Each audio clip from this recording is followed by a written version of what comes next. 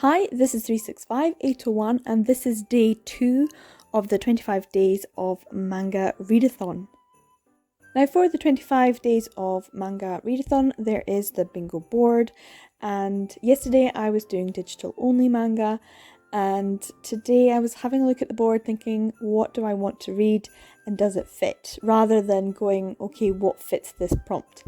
And I have a few recent purchases. They are in my November haul video, I will link up above, that I really want to read, and there's 2 of them. So okay, so I've got 2 Doki Doki titles here and they both have green on the cover, but I just can't decide which one I want to read.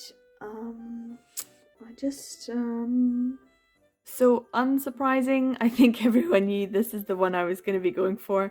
That's because I'm just so excited about having it in my collection. Finally, it's been a long time coming, and also because I just love Aso Kai's work. So yeah, the parental advisory just, is just icing on the cake. Let's see how I enjoy this. Now, this title has green on the cover, especially around the title, Cool, Uncool, which is Kakowarakute Kakui Kimi in Japanese. This is an original story by Arika Kuga, and it's written and illustrated by Kai Aso Kai, and I absolutely love her, so I was very excited to get a copy of this. This is printed by Doki Doki, so it is out of print, and that does make it quite expensive and slightly difficult to get a hold of. Now, it's quite interesting, and I always have a look on the inside to see who the translation was done by, and this is by Philip Rankaboshi, which is not a name I've come across that much in the BL manga that I've read. This was originally published in 2005, so it does have that mid-2000s origin, and yet I think Asao Kai's work is probably the least problematic of that decade of BL. She is the easiest to read. I don't think I've read anything that was problematic from her. Maybe, I don't know, I don't think so.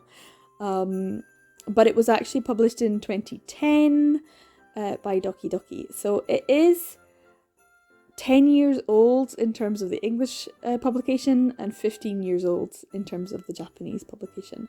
So it's quite a while since this was published, and yet it's still such a lovely story. This is a one-shot, so it's just one complete story, and it's just, it's lovely. I just love it so much. So it's based on someone's original work, and a sort of adaptation is made in manga form. So you do get both the original author, and Aso Kai's afterword at the end, which is nice to read. I always like reading those. This story is about Takashi and Yukihisa, who are BFFs. It literally says that at the back of the book. BFFs. And they are BFFs and have been since they were really young, when Yukihisa came to the same school as Takashi, and they ended up getting into a fight. But of course, as boys do, they actually ended up becoming best friends. And they just kind of grow up, and they're now in high school. I think they're about 15 when this story starts. I kind of feel like they should be older, and yet that's how old they are. They do go on into university, so it's quite a nice long story in that respect. It is basically just the two of them realising actually that they are in love, and they complement each other really well, and they can't really see each other, with anyone else, and that's about it. It's just a really sweet, lovely slice of life domestic story, and I think Aso Kai does domesticity, it's a hard word to say, really well. She does little conversations and little interactions and sweetness and loveliness. She paints a picture of relationships and makes you think, I want that. Why do I not have that? You know? And it's always about little things like, you make the dinner and I'll bring the washing in, you know? Or you made dinner so I'll wash up. Yeah, you will, you know? Oh, you.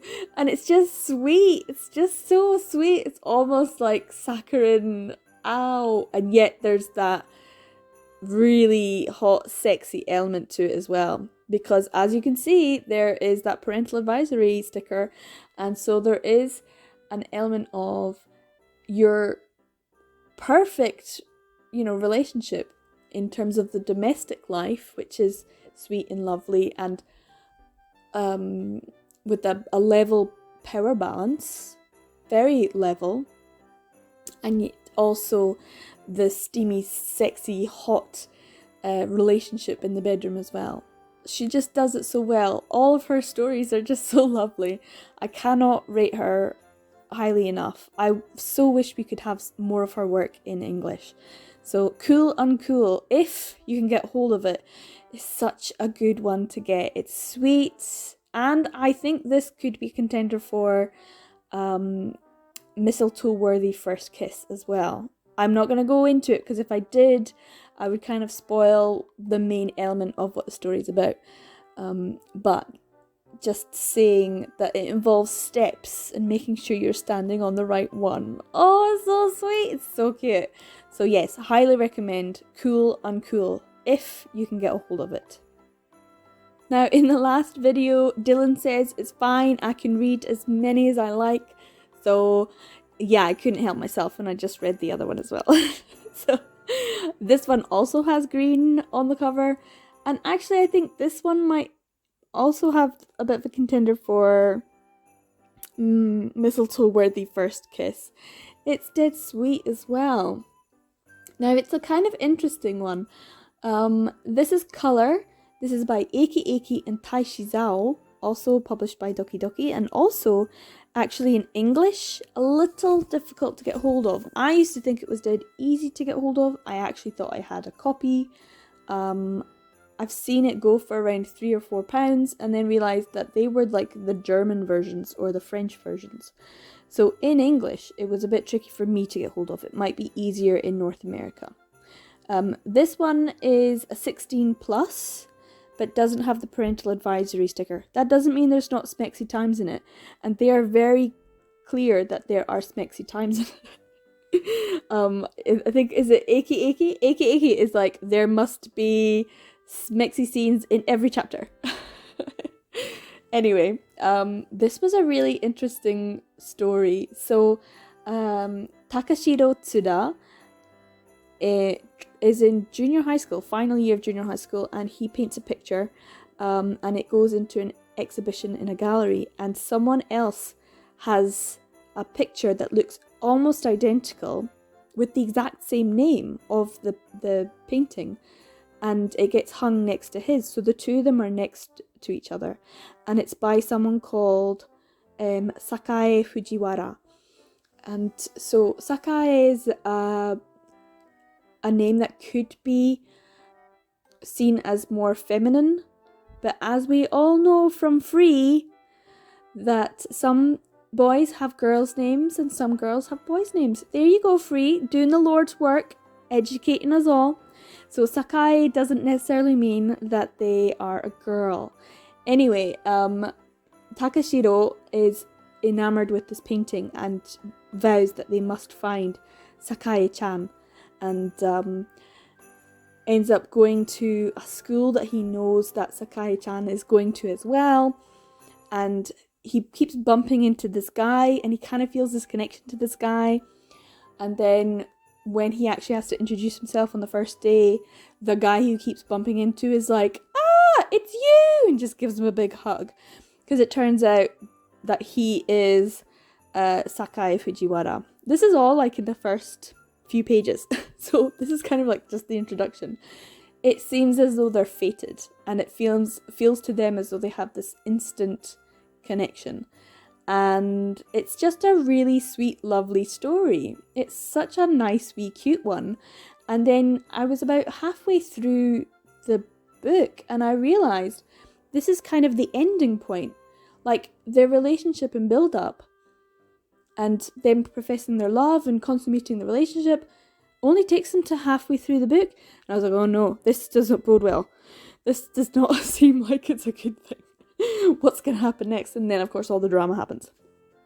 But it is a lovely story, and it was really quick and easy to read. And what was really fascinating was all of the extras at the end of the manga. This is by Eiki Eiki and Taishi Zao, who Taishi Zao also being Mikio Tsuda. So they've done loads of stuff, and they've done loads of stuff separately, and they've done loads of stuff together. But this is their very first work that they did together. And when they started talking about it at the back with like all the extra little creators notes and side comics and comments that they made at the end, this is when it all starts to unravel. And I got more interested and entertained by their comments at the end than probably about the story itself, because they started saying this whole story, this manga, is based on them. It's their story. It's how they felt about each other. It's like a love story to their relationship. So I was like, oh my god, are they lesbians? Are they lesbians? Have this whole time they've been lesbians and I didn't know that? I thought they just were like really good friends. You know, clueless lesbian. That whole thing is like, whoa. So yeah, I mean, but at the end they're like, no we're not, yes we are, no we're not, maybe we are, oh but we definitely did stuff. Oh, shh, don't tell them. It's so funny. I honestly just laughed and laughed and laughed at the end, just because of all of their little nonsense. They're totally baiting people, and I'm totally here for it. I love it. I think I love them even more after reading that this is 100% based on their relationship, of how they came to know about each other as artists, and even the things that they made their characters do, like go off to an amusement park. They did that. They stayed in the hotel together and shared a bed, and like all these things. And they're like, well, we didn't do what they did, didn't we? Ha ha ha ha. Like, they're so like baiting people. And that's fine. I'm okay with that. So I was like, oh my god, do I ship Eiki and Taishi Zao? I think I do. So I didn't before, but I just assumed that they were friends. But yeah, maybe they're more, maybe they were more, I don't know. But I like the ambiguity. I'm fine with ambiguity. So yeah, Colour ended up being a much more interesting and entertaining volume than I thought it was going to be, and even than the story itself. But yeah, they just have some really funny things, and even throughout the manga, they have their own little side quips at the side of their drawings. They have like mini conversations like, they're idiots, I know, right? Which just made me laugh as well. So both of these are super entertaining, really lovely, sweet little reads. They both have green on the cover if you're looking for something with green. Both by Doki Doki, and both a little bit difficult to get hold of. So it's probably why I'm so proud that I got them last month and that they were in my hauls. Just nice ones to add to my collection, and I'm so happy that I've had a chance to just sit down and read them straight away. Cool Uncool by far is just the most wonderful little read. I just love Asokai so much. So yeah. That's all for today. Hopefully I'll be back for tomorrow, day 3. No idea what I'm gonna read. Remember, every day is a BL day. Bye!